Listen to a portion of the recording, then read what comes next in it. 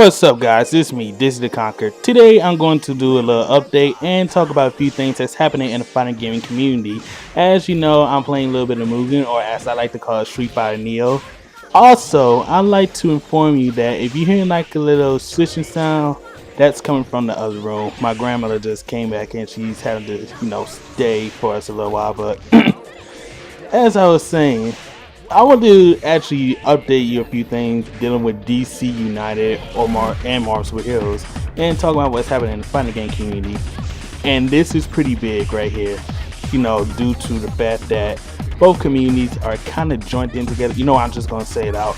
My Little Pony Fighting Is Magic has received a cease and desist letter by Hasbro.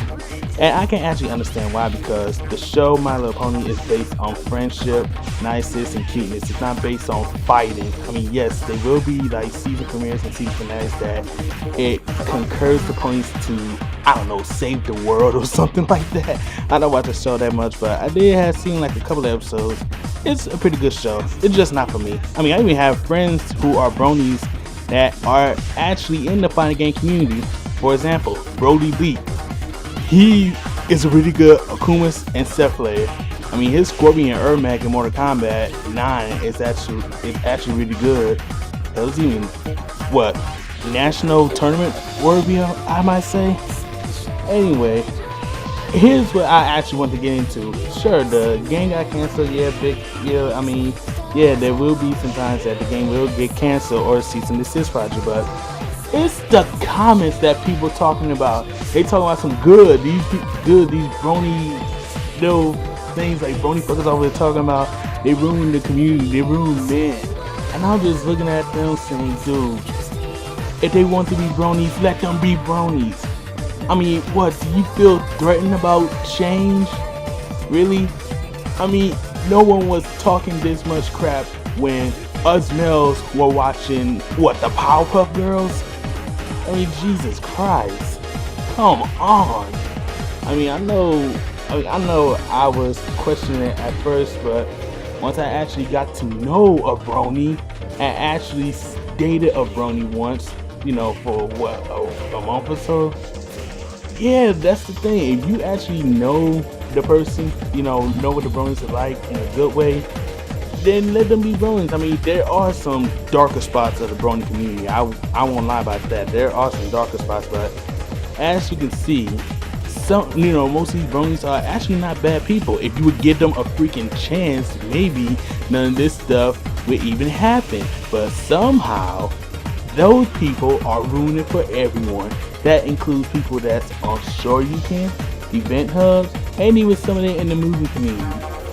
I mean, yeah, if they want to be bronies, so let them be bronies. I mean, that's like saying that you trying to stop someone from becoming a homosexual. It's not going to happen. If they want to be that, let them be that.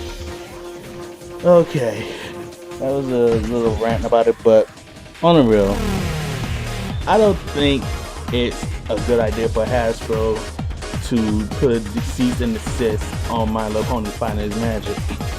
I mean, I thought they should have done a long time ago, and some people are blaming the fact that EVO 2013, the fact that it's coming up and they were on the voting poll for the game.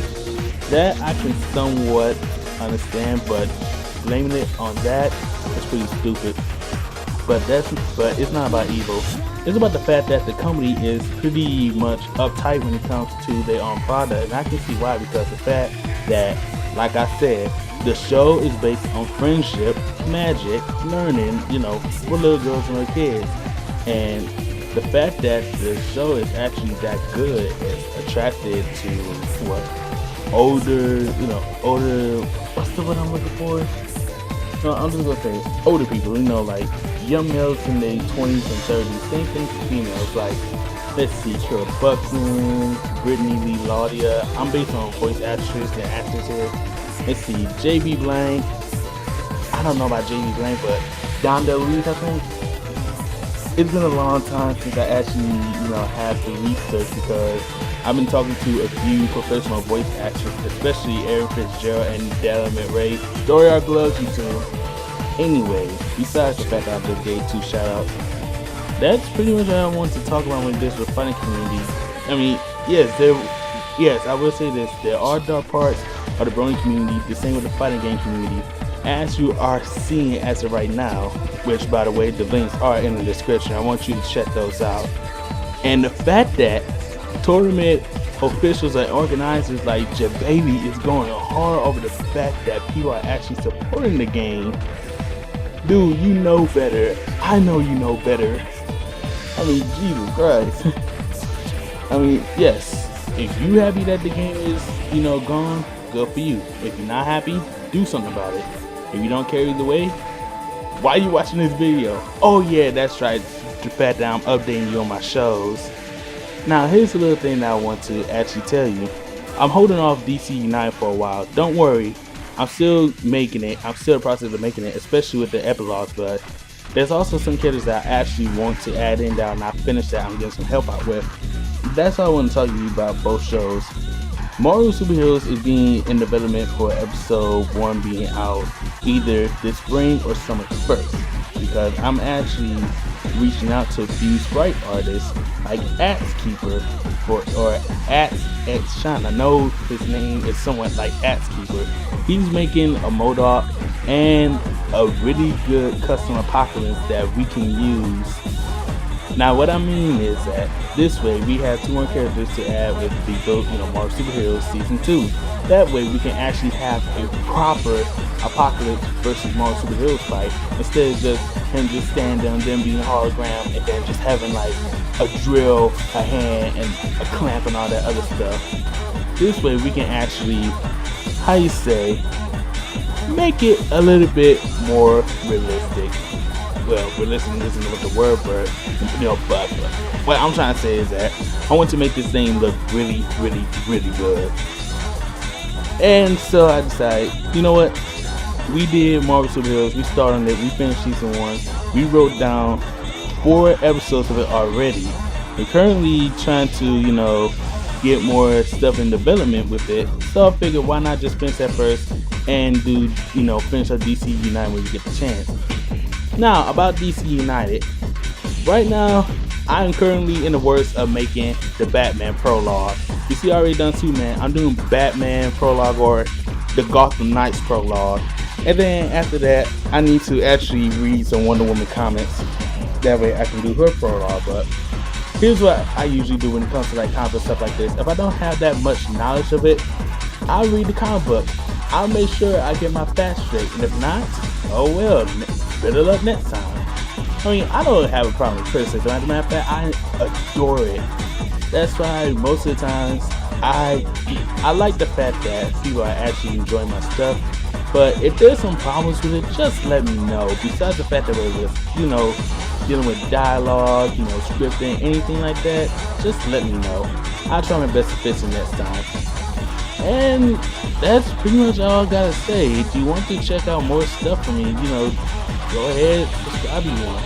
That is if you really want to.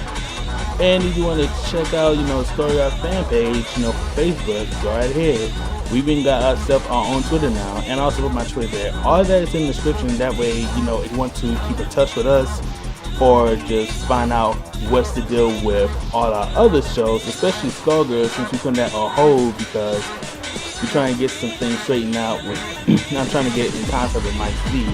Since all the other people that's in story art don't want to help me, I gotta be the leader and do everything myself. But yeah, that's all. Everything's going pretty smooth on our end. Shout out to Main Six Development for actually, putting the work they have into. Sure, it might be wasted, but think of it this way. The fans know that you're working hard since somehow the leaked version got into it. I mean, I even know that you work hard on it because I have the leaked version of it. And no, I did not get it first. But like I said, all I have to say is that, hey, you have talent. Use it, with the same group, but, don't try to, do anything that catches your attention. In other words, be more like in the dark a bit. That's how Sonic Fan Remix got pulled down and, got back up because of some distinctions. But like I said, shout out to Main Six Development. Shout out to Shuriken and Event Hubs for being so easily threatened over freaking ponies. What is wrong with you folks? Shout out to Aaron Fitzgerald. I love you. Shout outs to Daniel McRae. I love you too. Just shout out to all the Skullgirls, because the fact that I'm still happy that Skullgirls actually is making it to Evo some way. And with that said, this is DizzyTheConquer from Story Art signing out. Be sure to check out my channel to actually see, you know, the Gotham Knights prologue for DC United. I'll catch you all later.